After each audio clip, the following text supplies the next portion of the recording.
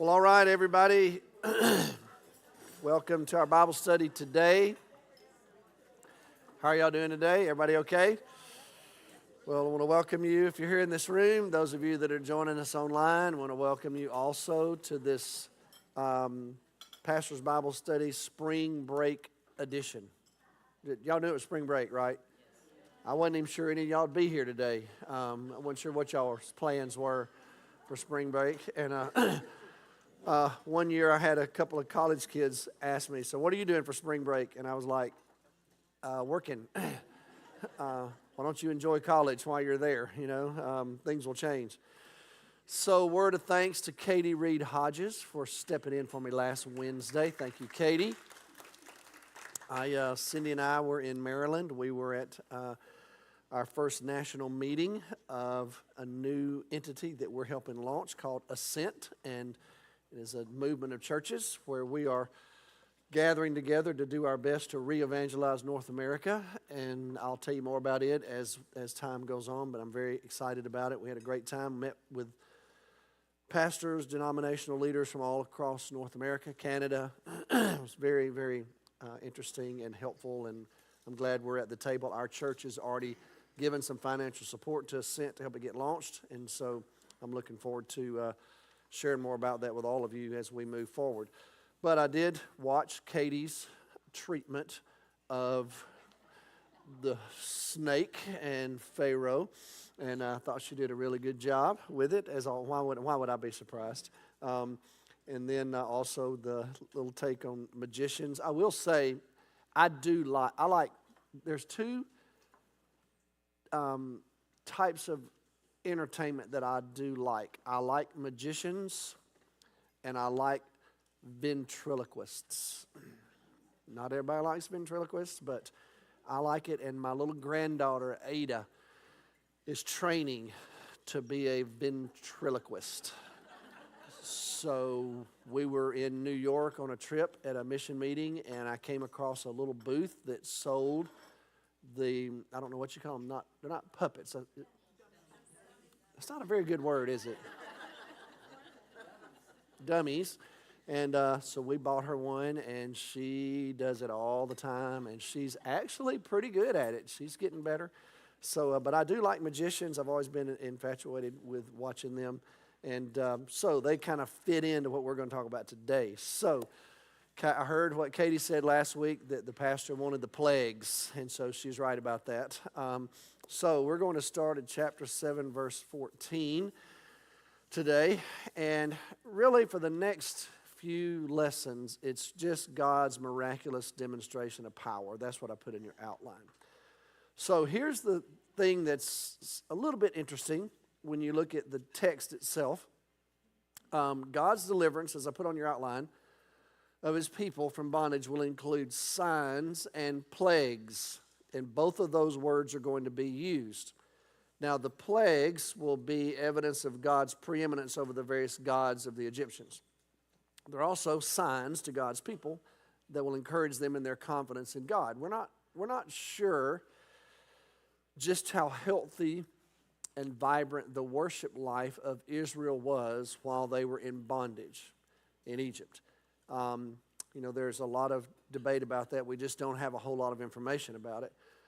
But the prevailing view is they needed to have their confidence restored in God, which I think would make sense if you had spent 400 years in captivity, or not all 400 years, because when they first moved there, they were blessed. They were Joseph's offspring, or Joseph's family, Jacob's offspring. But at some point, it's when they were enslaved, and so however long that was, it had been a very challenging season for them. So God is now going to intervene and deliver them. And what God says is, if you want to look at, keep your finger there on Exodus 7, but if you go back to Exodus 3, verse 20, when Moses is in the conversation with God at the burning bush, Exodus 3:20, the Lord says, "So I will stretch out my hand, and I will strike the Egyptians with all the wonders that I will perform among them. And after that, he will let you go," referring to Pharaoh.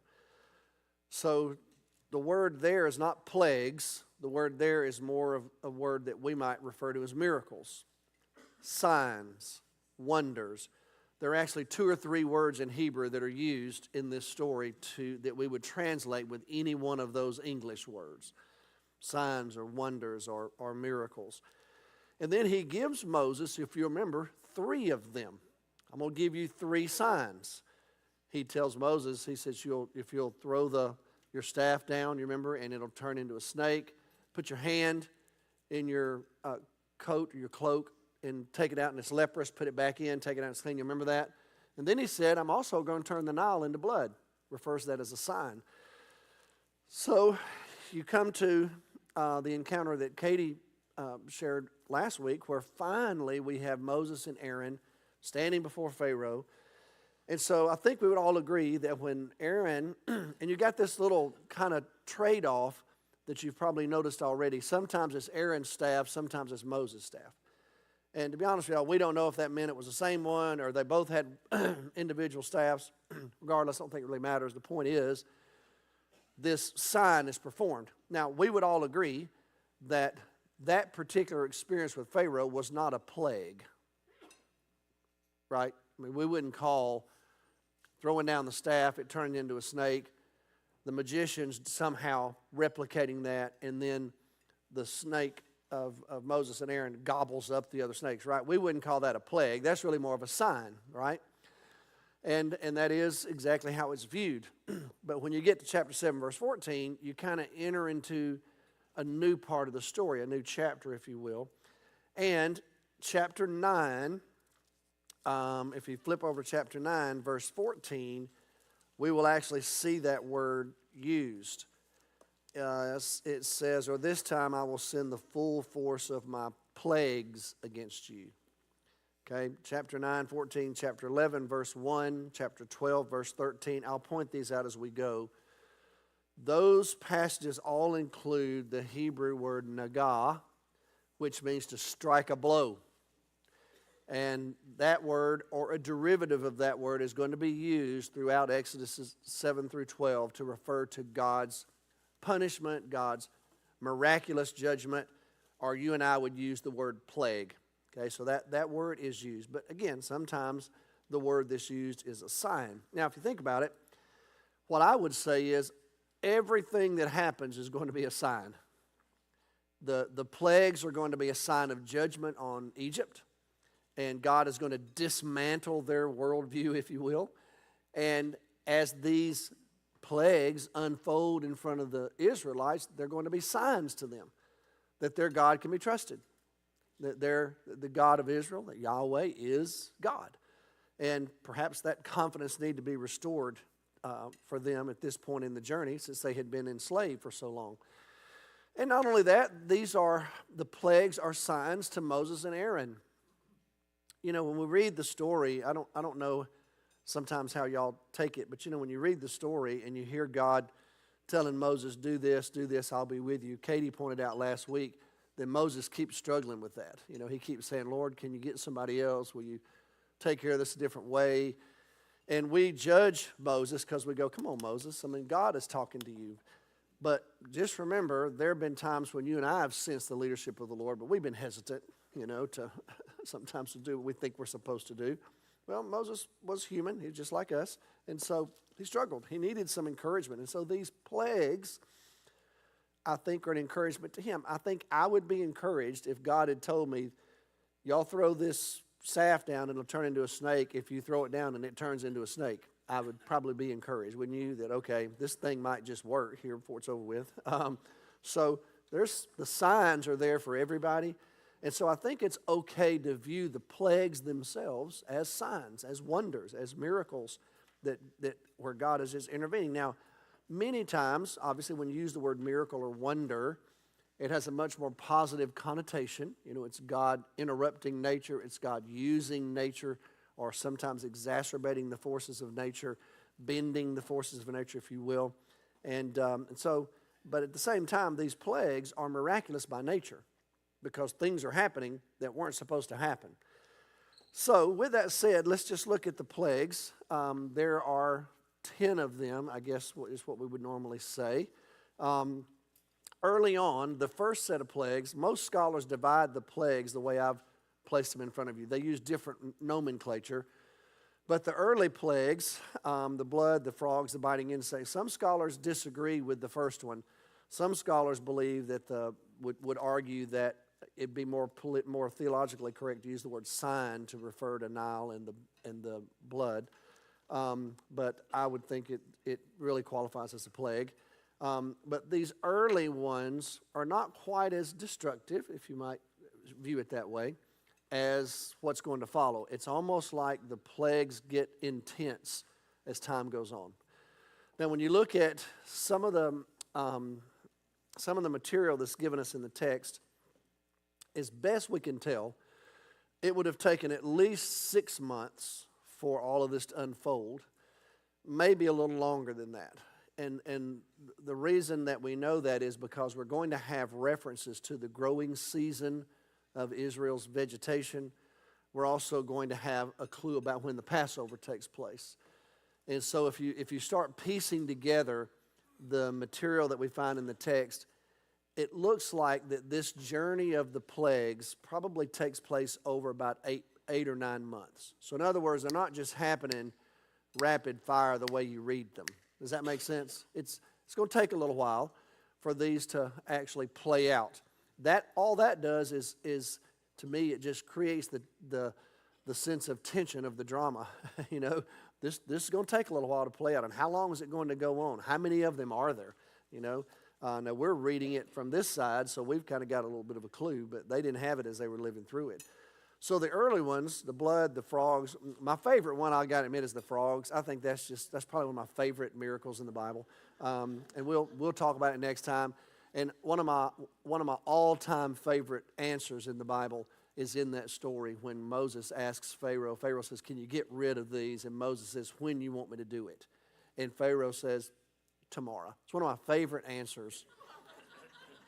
I just have always wondered, why tomorrow? Why not like right now? But anyway, it's just a whole nother, we'll talk about that next time, little cliffhanger, okay? And then you've got the biting insects, you know, the gnats or whatever they were. Now, you know, for a boy from Alabama, I would probably refer to them as gnats.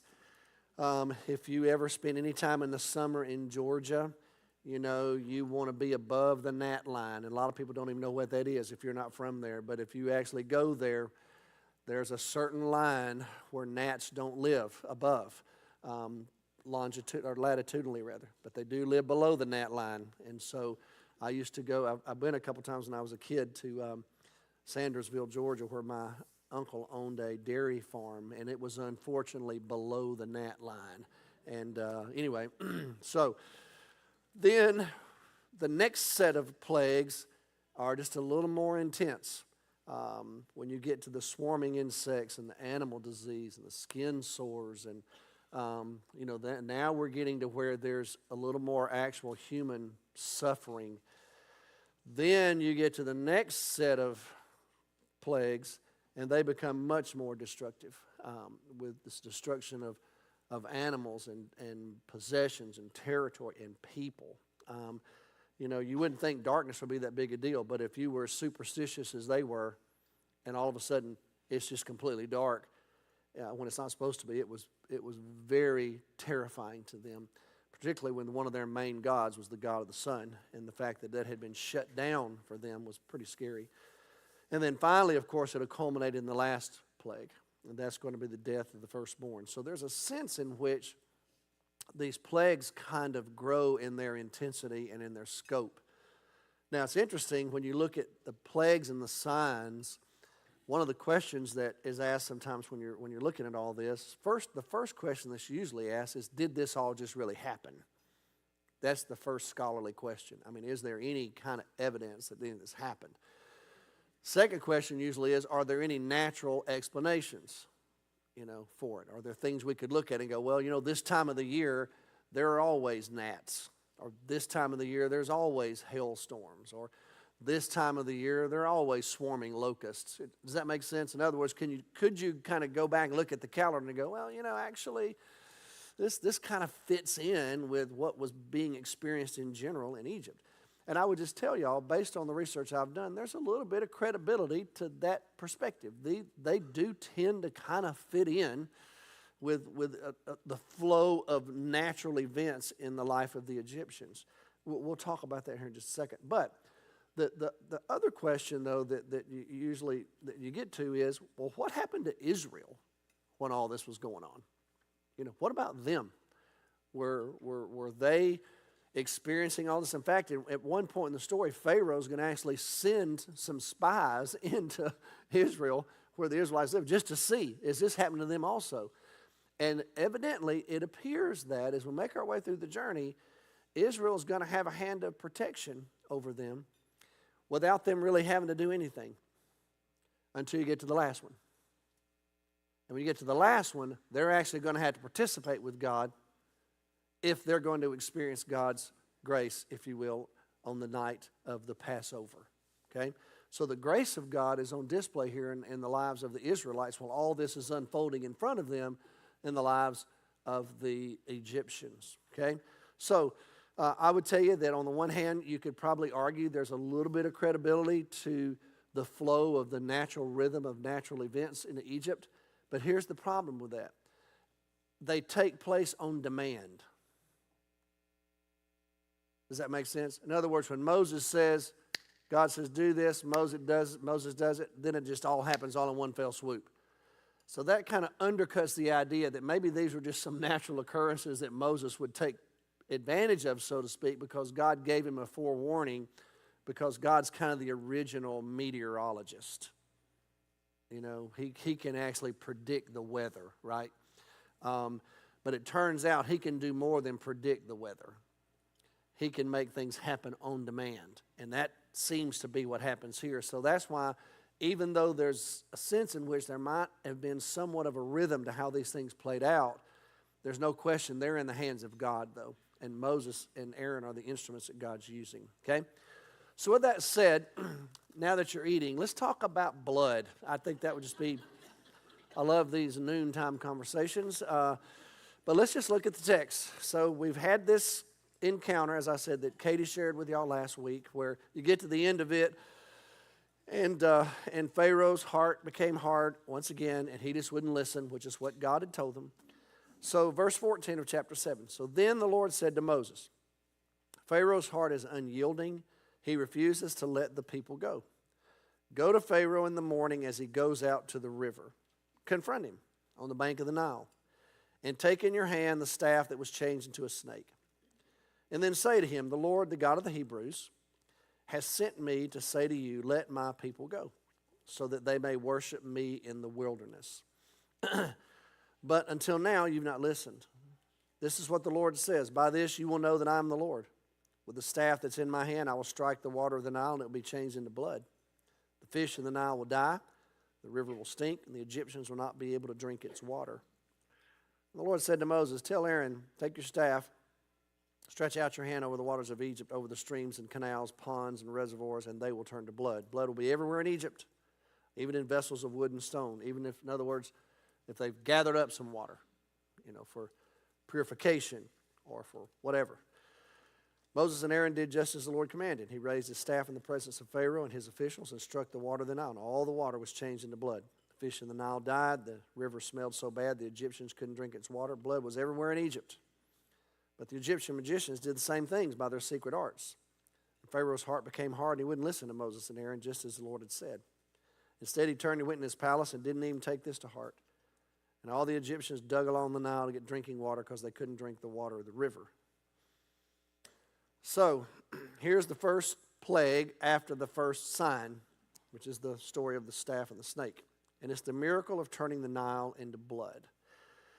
So, what's at play here is the Nile is the lifeblood of Egypt. Egypt's civilization settled along the Nile River. It stands to reason because there's so much desert there. And they had a whole pantheon of gods that accompanied their understanding of the Nile. And in this story now, the lifeblood of Egypt, the Nile itself, and its accompanying gods were no match for Yahweh.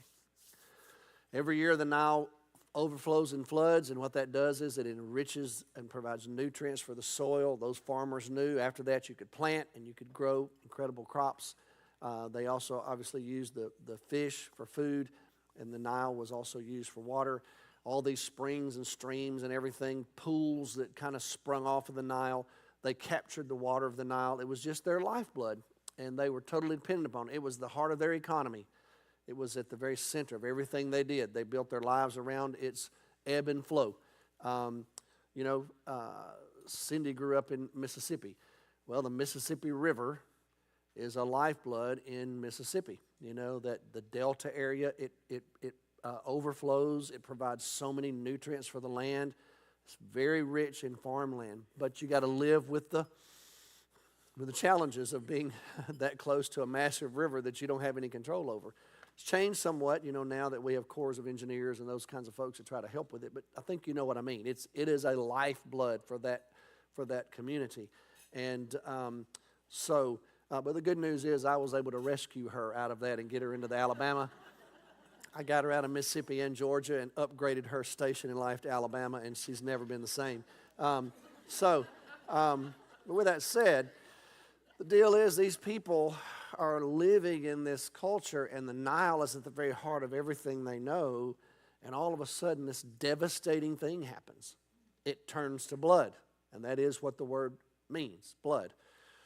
Cause scholars all kinds of problems. They say, well, you know, you have this red algae-like stuff that grows in the Nile River. The Nile River's really bloody. Y'all have one of those here on the border of the northern part of the state of Texas. You know, you got the red, they call it the Red River for a reason. I used to pastor in Oklahoma, and I know how that red sandy loam soil is right there just north of the river where I pastored a church up there. Cindy and I were there, and they grow peanuts there, you know, and they love that sandy loam soil, and it's red, and it gets into everything. You know, it just gets into everything. And when it's dry, it gets all in your, you know, food. They used to grow asparagus for it, and you couldn't eat it because it was just full of sand, and you had to kind of get all that out. But you could sometimes see, you knew why they called the Red River the Red River. Sometimes when you drive over that bridge on 35, it was red. Some scholars say, well, you know, here's the thing. The Nile customarily occasionally turned red. Problem with that is this happens on demand, and the word that's used is blood. And when this happens, all the fish die.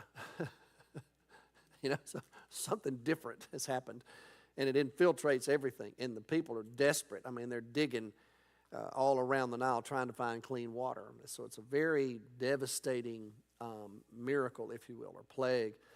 And it lasts for 7 days. If you look at verse 25, 7 days passed. So we got a whole week of this. And even some of the water they had picked up and stored turns to blood. And the implication as you read the Hebrew text is this happens to them. So this happened to the Egyptians. Somehow or another, the Israelites evidently still had water to drink. We don't quite know what that meant. They must have had clean wells and maybe water stored for them. But the Nile River was affected all throughout. Well, so what's going on there? Well, I think it's interesting that this is the first plague. Think about how the story is going to end in Egypt. It's going to end with another miracle in the water.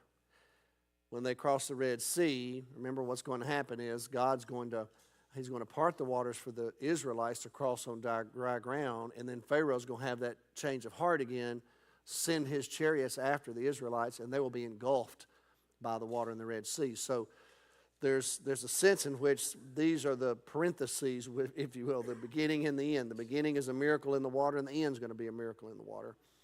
And this is not the first time that the Nile has been filled with blood.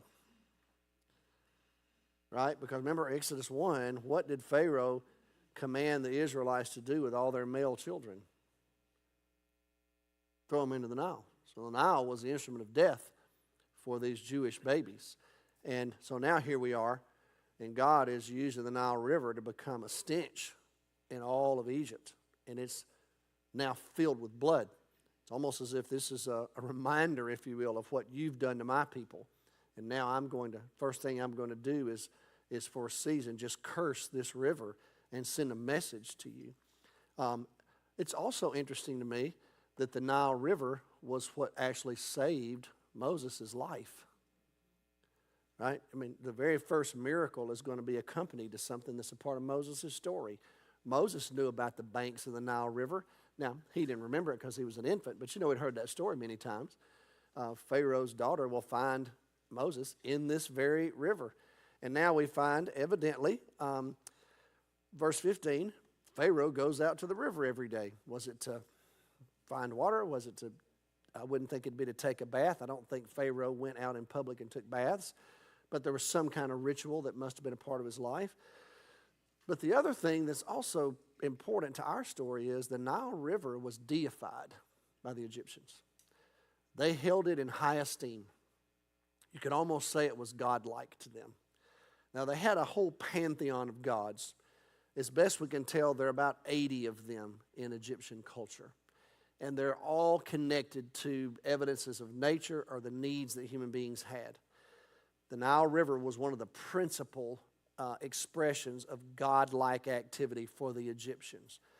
They had a god named Apis who was called the god of the Nile, and he was worshipped. But Osiris was the god that was reborn every year, and supposedly the Nile River was the bloodstream of this particular god. And they worshipped these gods. They made sacrifices to them because they depended upon the Nile River for their life and their livelihood and their economy and pretty much everything they did. And so there were all kinds of rituals. You find evidences in the Egyptian history of how they worshiped the gods of the Nile River. And again, it's at the very heart of who this community is. And so the very first plague is God basically saying that these gods of the Nile are no match for me. And the Nile itself is no match for me. In fact, if I want to, I can turn it to blood just like that, and all the fish will die, and you'll have nothing to eat or drink. And so, pretty powerful message of destruction for the Egyptians. Now, they're desperate, so they're like I said, the text closes, they're digging for water, okay? Now, here's what's interesting when you read these first couple of plagues and signs. You do have to take into account the trickery of Pharaoh's magicians. So Pharaoh has this team of sorcerers and magicians who are able to match, at least at a limited level, the plague. Now, later in, I think it's in 2 Timothy, isn't that right? Paul will refer to a rabbinic tradition that 2 Timothy, let me find it, 3 verse 8, Jannes and Jambres are their names. These two men, we find their names in rabbinical literature as the magicians who opposed Moses.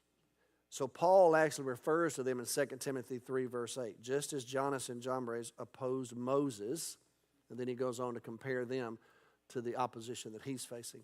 So these magicians at some point in the journey have been given names by the Hebrews, okay? Well, it's interesting what they're able to do.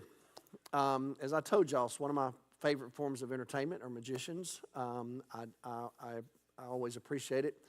I also like to watch those videos where sometimes the magician will do something and a person behind them will then show you how they did it. You know what I mean? And you're like, oh, man. But I've always been fascinated by it. Well, these magicians, these sorcerers, were able to do things on a limited level. And what I would contend is I believe that they are spiritually empowered. I think it's more than sleight of hand. I think these folks had power from the forces of darkness. It would make sense because Egypt was just full of dark magic. That was just a part of who these people were. What's fascinating to me, though, now, so here's the question sometimes scholars ask about this particular trickery. Where did they find any water to turn into blood? I mean, the Nile River's already turned into blood. Well, they did have wells, where they could still draw fresh water. And so what most scholars believe is that these sorcerers went and drew fresh water, and then they turned that water to blood just to show Pharaoh, we can do this too. We can't do it to the Nile River right now. The Nile River's already blood. But we can do the very same thing if we had to. And that seems to impress Pharaoh so much. If you look back at the text, in verse 23 it says he just turned and went back into his palace. So he said, my guys can do this. What would have been more impressive is if his guys could have undone the blood. See, that would have been the one I'd asked for. I would not have wanted to know, can y'all do that? I'd want to know, can you fix it? Wouldn't y'all? I mean, why would I want a group of folks to just replicate what I've already seen? I don't like what we got. Show me how powerful you are by undoing it. Well, that's one thing they couldn't do. They couldn't undo what God had done. And there seems to be the implication that they even knew that they had enough understanding of the forces of the spiritual forces at play that they seem to think that they're dealing with some kind of deity and they can't undo what he's done. As a matter of fact, every time they do something, all they do is make it worse. I mean, I hate snakes. Okay, I just hate snakes. So if I'm in a room and a guy turns a rod into a snake, the last thing I want you to do is turn all y'all's rods into snakes. I'm not looking for more snakes. I want you to throw something on the ground that'll kill that snake. You know, what kills snakes? I don't know. What other animal is a snake killer? Turn your rod into a dadgum mongoose. That would be my request as the Pharaoh. So it seems like every time they do one, they just make it worse. They kind of just add to the dilemma. But regardless, they do have some kind of power. They repeat things on a small scale, but what they couldn't do was deliver the people from the plague. And the reason they couldn't is because they're not God, and their gods are false. And that same thing happens today. You know, I mean, people turn to all kinds of things looking for some kind of expression of deity and power in their lives. And there's just no match for God.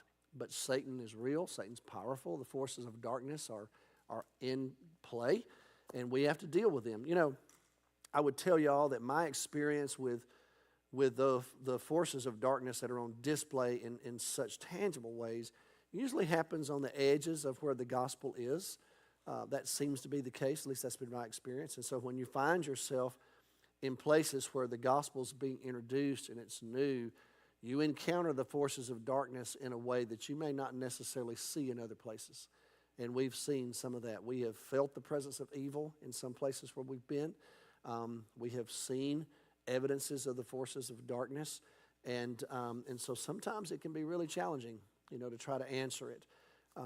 Places like we've been in Costa Rica, you know, there are these shamans there that perform all these rituals, and they can do some very interesting things. What they can't do is create a world and bring salvation to mankind and solve the real problems of the universe. They can't do that. They can make rocks float, you know, as if that does anything for anybody. But what they can't do is redeem humanity. You know, they can't completely change people from the inside out. They can't redeem a culture. They can't provide salvation for the world. They can't create anything that doesn't already exist. So anyway, my point being, there are evidences of dark magic still in existence today, but it's no match for God. Never has been. It wasn't then, it's not now. So I wanted to close today with just I just call it the showdown. That's really the showdown is on now in Exodus, okay? Here's what God's going to do. The Israelites are in a hurry. You know, they're ready to go, okay? And Moses is ready to go. But the deal is, God is going to just dismantle this pantheon of gods worshipped by the Egyptians. And it's a systematic, thorough demonstration of power. By the time he's done, he will have addressed all the major players in the Egyptian pantheon. He will have addressed all their major gods and goddesses, and really their entire worldview of how they think everything works. He's going to touch every bit of it and just dismantle it in front of them so that there will be no mistake that Yahweh is the only true God. Now, there are patterns in the plagues that play out, but they're not every time repeatable. I mean, for example, sometimes Moses and Aaron will go to Pharaoh and say, God said, let my people go, or this is going to happen. Sometimes they do that. Sometimes the plague just happens. They don't even warn Pharaoh. It just happens. Sometimes Pharaoh, the Bible will tell us that Pharaoh's heart was already hard. Sometimes the Bible will say Pharaoh's heart was hardened. Sometimes the Bible will say Pharaoh basically does that on his own, if you will, kind of comments on it. And then when you get toward the end of the story, you have one interruption when the boils take place, where the Bible will tell us that God's going to harden Pharaoh's heart. But then as you get toward the end of the story, with every successive plague, God's going to intervene, and he's going to continue to harden Pharaoh's heart. And the sovereignty of God's at work here, and the judgment of God's on display, but the grace of God is also on display. As he's protecting his people, he's delivering his people. But he's also dismantling an entire culture's view of the world and their understanding of gods and goddesses. And he's just going to do it one by one by one by one. And it's going to be clear and unmistakable so that the Israelites will tell this story over and over and over and over and over because it's worth retelling. And as a matter of fact, we're still telling it today. So when we get to the spring, once we get past Easter, I'm going to preach a series on Sunday mornings from the book of Exodus and encourage our church family as a whole to just read through the book of Exodus and look at this powerful story. But we're going to take a very practical approach on Sunday morning, but we will encourage them, if you want to do a deeper dive, come on Wednesdays and we'll talk more in depth about each one of the pages of the book of Exodus, because it is a powerful, poignant, significant story. All right, with that said, those of you that are online, thank you for joining us today. God bless you. We'll see you next week.